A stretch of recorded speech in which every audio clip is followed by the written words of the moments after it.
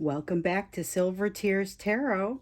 Today we're going to take a look at the new moon energy that's happening for us today. We've got a new moon in Taurus, and with that there comes like this feeling of surrender. That's kind of the feeling that comes to me as I do the meditation for this reading. So we're going to go ahead and jump into it. It's a general reading but it's for the people in this collective, so it's not going to resonate with everybody. But if it's you and if you feel that resonance to it, you might want to subscribe, maybe even check out some of the other messages that have kind of come out over the last little while, because all of the messages on this channel have been very much connected. So even since I first came out here, I didn't necessarily expect that, but that's really very much what happened. So if it's you, check into it. We're going to start by looking at kind of what's sticking out in the energy with regard to this moon. It's new moon energy. We know it's in Taurus. We know there's a sense of surrender that's happened here. And there's also a sense of, I don't know what the possibilities are.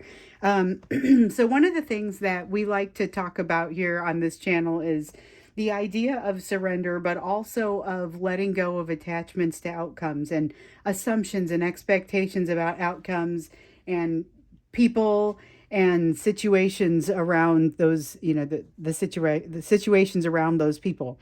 The Ten of Cups has a lot of releasing those assumptions. It's really the sense of not knowing exactly what is going to come, not necessarily always knowing what's going to happen, and just being okay with that.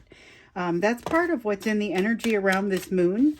I'm definitely feeling it a little bit in the energy around it, just in general. Like I said, I had that sense of surrender, which is a different mantra for me. So the one around releasing attachments and expectations is one of the mantras that I use when I meditate. But I have another one around surrendering to the moment. And I get a little bit of both of those. Those are both very strong in the messaging around this moon. It's a sense of trust and just kind of a trust in the universe that things are going to be okay. And this is getting out the big guns.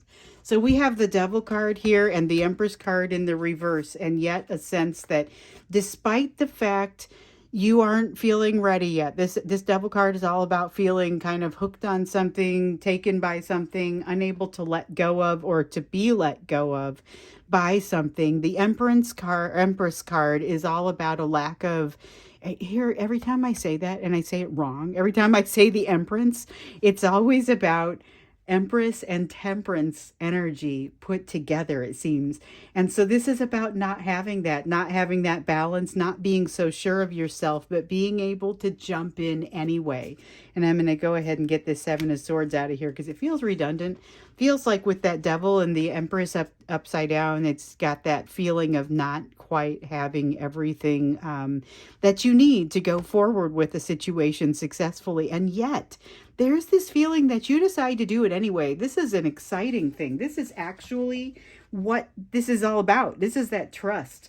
So it's not just a sense of being able to surrender to now. It's being able to accept your life path, which is yet another one of my mantras.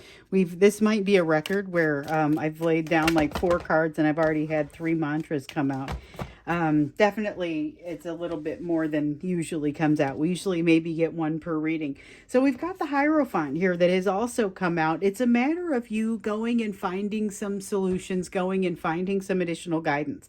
We saw this one come out, and it was a different deck a couple days ago, and it was this sense of you are getting guidance. You've been brought to me. You've come to me for some guidance. There's been some really good stuff that comes out, but it's not by any stretch enough. There is additional guidance out there for you that you need to avail yourself of. And that's part of the energy that's happening in this new moon. But it's also you letting down your guard to a point where you're going to be able to do that. And there's a strong sense of that happening in this energy. That is really just it's a refreshing energy. It's interesting because it's like you don't even necessarily feel I was just about to say you don't even necessarily feel like you have it all together. With the Nine of Pentacles, this is that. This is not feeling like you have it all together. The Nine of Pentacles in the upright is emotionally independent. This is a person who has planted their seeds and now it's time to reap the rewards. Here, though, it's a sense of, I didn't get everything. I'm new here. I haven't figured everything out. You know, there's a discombobulation that goes along with it.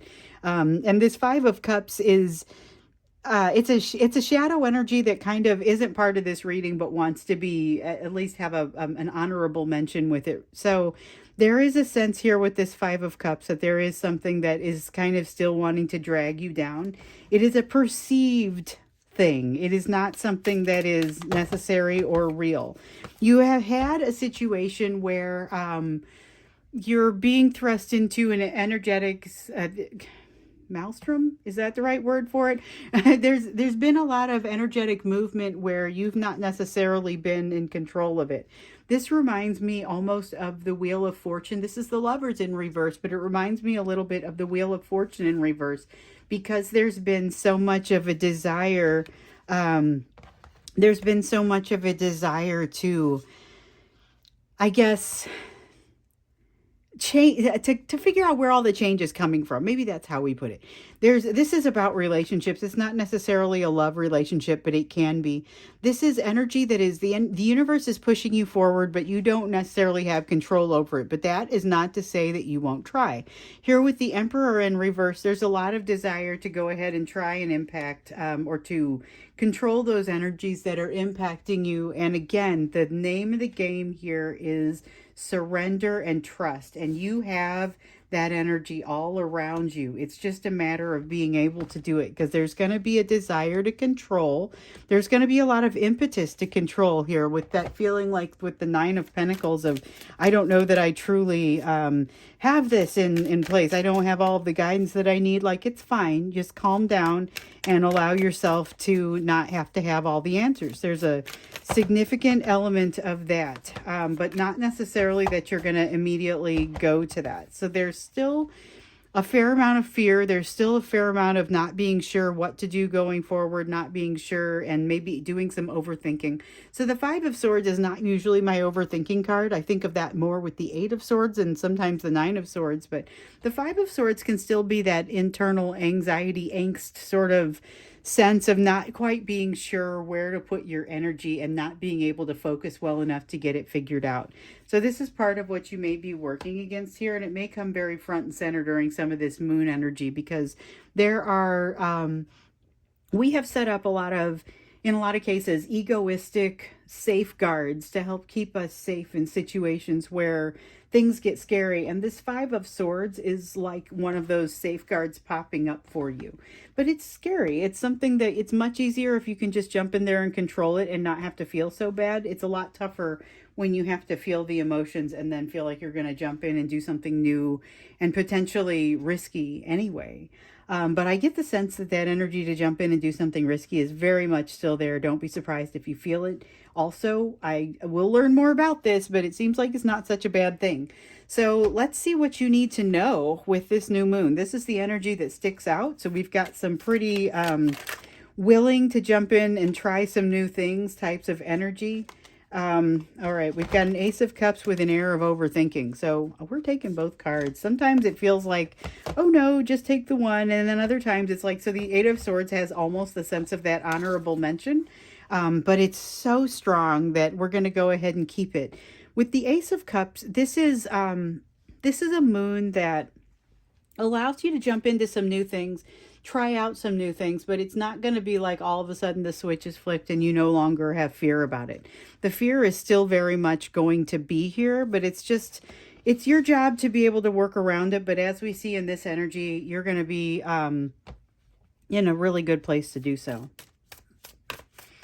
Let's see what else comes out that you need to know. We've got the Star in reverse. You've got some things inevitably moving toward you, and some of you probably feel like you might know exactly what this is, whether it's job related, love related, family related. There's something moving toward you that can't be denied. It's definitely something very positive, but it seems to be in delay. You are going to have the strength to handle that. I don't see the strength card right here, but I feel it. We do have the Justice card, though, and the Hermit talking about how you're going to get where you're going. The Justice card is about taking very careful, close footing, or watching your footing very carefully. And the Hermit card is really about thinking things through. With the Hermit card, it's really going to be a matter of taking the time. I wouldn't say having the time, but taking the time to really think through some questions that have been on your mind. And frankly, they are questions that get raised when it's about the flow of this emotion, and it's some of the overthinking that happens. So this overthinking, it seems like it's a bad thing, and generally it gets to be honestly too much of a good thing. So this Hermit card allows you to that's you going into your thinking cave and kind of taking the opportunity to say, all right, what of this is productive and which parts aren't, and then choosing your steps carefully from that point. And I can't stress enough how much there is just really a sense of trust in this overall energy. So we've got the Moon card here. It's like trust and you will be shown something. That's what comes, I'm just going to leave it at that. That is the message that came from that card. Trust and you will be shown something. I don't know what, I just know that it has this energy all over it. So this is the High Priestess, and this is all about that connection with the higher power, the connection with the divine. It's emotional and energetic downloads, but it is what you're going to receive if you trust enough to receive it. So the issue is sometimes, even when you feel like you want to open yourself up to messages, it's not always as easy as all that. So we've got the Knight of Wands here that's come out. This is, as much as I like the Knight of Wands in general, I don't love the energy that's coming off of this one. Because this one is very, it's almost got a little bit of an irresponsible feel to it and kind of jumping in there. And I like passion, but I don't like destruction. And there's a sense of destruction that happens with that particular Knight of Wands. And you don't always get that, or I don't always get that when I throw that Knight of Wands out of this deck, but it's doing it for me today. We have the Ace of Wands also. So there is something that is almost stalking you, like an opportunity that is almost stalking you. And it is like it's having a hard time catching you. And it's an opportunity that you're probably not seeing it for what it is. Otherwise, you would turn around and embrace it. But at this time, you're not really seeing it for what it is. You are encouraged to be mindful of that. You've got something in your life that needs to change, but for whatever reason, you're not feeling like you're able to change it right now. And yet, you have the complete capacity to make the change. So this is not to be confused with controlling your situation. This is more being able to jump into something, but it is going to require something in your life to end in order to do that. Could be a way of thinking, but I would say if you're able to engender that trust, making the connection with your higher self, you're going to put yourself into a great position to not only be shown something that's going to help you, but also to be connected with something that really helps to kind of light a fire for you. There's a recipe for that here. It's just a matter of you needing to allow it to happen. So let's look into your focus, although it seems like there's a lot of release, a lot of acceptance, surrender, but let's see what your focus needs to be during this time, especially given all of what we just saw here. So we have that High Priestess in reverse. That is, okay, so it's the same message, but it's got a little bit different of a bent. With the High Priestess in reverse, there are going to be some things that are going to be secrets that come to you. These are not the same secrets that you're being blessed with here when you decide to trust. These are things that you can't unsee, that you end up seeing when all of a sudden you are deemed trustworthy enough to have that perspective by the universe. Don't spend too much time trying to control that. This Ten of Wands would suggest that there are certain things that, yes, you're going to see some things. Yes, it's going to throw you for a loop. There is no reason for you to freak out. There are certainly things that you can drop here. Things that you don't control, things that you don't need to be accountable for. They're just things that you're going to happen to be aware of now. And it might take a little while to kind of get used to that and be okay with it. You will be presented again with the opportunity with the Ten of Cups, that, like we saw over here. It's the opportunity to see something that seems like it's a little too good to be true and figure out what you're going to do with it, you know. But there's this sense of it not necessarily, it's got a very fleeting sort of sense. It feels like a lesson when it happens because you're not at the place yet where you can truly take and do the best job with everything that you want. Like if your dream comes to you, you're still going to need a little bit of work on yourself before you're able to truly take it, embrace it, and make the best of it. And in the case of those of you who are working through a soulmate piece, a soulmate experience, we've seen a lot of that type of message coming out where maybe one or both of you is not quite ready for that, or not quite ready for all of the growth that needs to happen as a result of it. So all this is saying is that you two have some work that you need to be working on, before you're truly able to receive everything that you want to be able to receive. And now that I've got everything all cleaned up, we have the Chariot, and I guess we do want this Wheel of Fortune. This is that energy that that I was feeling before coming out, except it was the Lovers in reverse, and it was feeling like this is happening to you and there's nothing you can do about it. And it was kind of inviting that Emperor energy. So now we have harmony between you and the universe with that Magician energy. We have the Chariot and the Wheel of Fortune, both in the upright, both moving in the same direction, and that is significant because the Chariot is the impetus that comes from you, and the Wheel is the impetus that comes from the universe. And you may not be able to control it, but you definitely have some influence over it, or you have really only influence over how you handle it. But with this Chariot in the upright, you're very much willing to move forward toward what you need to be moving forward toward, and you're going to feel good about it. It's a healthy energy forward. You've got this Strength card that could only be better described by a healthy energy moving forward. All of those things that scared you before, you've got the emotional balance to just kind of walk away from them in this energy. This is really a lot of surrender. I think surrender was one of the first words out of my mouth when I started reading these cards. And it is still one of the biggest things that I'm feeling here. Letting go, surrendering, allowing yourself not to be limited by assumptions that you might make about your situation. And here we have the Queen of Swords.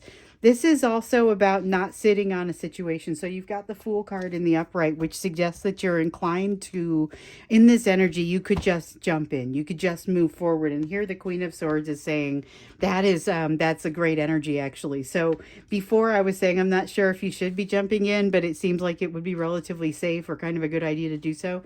This Queen of Swords is saying, yes, hello, jump in and turn this thing from the Ace of Wands in the reverse to Ace of Wands in the upright. But it's also going to mean that you do see something end. It puts a lot more power and positivity in your hands, but it's like you have to grow into that. So let's get you a moon card. We're going to get you a moon card. It's new moon reading. So I use the Moonology Oracle. And I like to do that often, but you know, not every time. Sometimes I get in there and it feels like this deck needs to be used on a different day. Or I get into the moon reading and I don't feel like I want to use it for whatever reason. So, I mean, who knows how we've seen how this energy shifts around on a daily basis, and it's impacting all of us. And I get to be part of your collective too, whether I like it or not. So, you know, there's certainly an element of that daily energy impacting me. I think I was getting at that it causes me to pick different cards, but it is, it's just very real. It's just, you know, part of how this works. We've got a couple of cards that wanted to jump out for you here. We've got a time for healing and a personal issue reaches resolution. The personal issue reaching resolution, I think, is it gave me pause the moment I started to the moment I saw the card come out. I realized this is the stronger of the messages. We still need the time for healing card because it's very significant, and this is a time for healing. The healing doesn't end just because things are starting to change here. It really does continue, but it relies upon you having very consistent positive rituals that help to keep you on that healing path. However, this personal issue reaching resolution is significant because it's going to catapult you into a whole new level of healing, and that's going to be incredibly positive for you. That's something that with a new moon, you have that opportunity for things to begin in a new way, and it's really great for this cycle to be coming to a close so that you're getting to a place where you've got more space once you have this resolution. So I'm going to go ahead and leave this moon reading here. Thank you so much for being with me for this. I always enjoy doing the moon readings. It's pretty much, I shouldn't say this after the last few weeks, but mostly what you'll see in my readings as far as celestial impact is going to come from the moon. Although, obviously, the last few weeks notwithstanding, that's been insane. But definitely thank you for being with me here for this one. And I look forward to seeing you again in the next reading.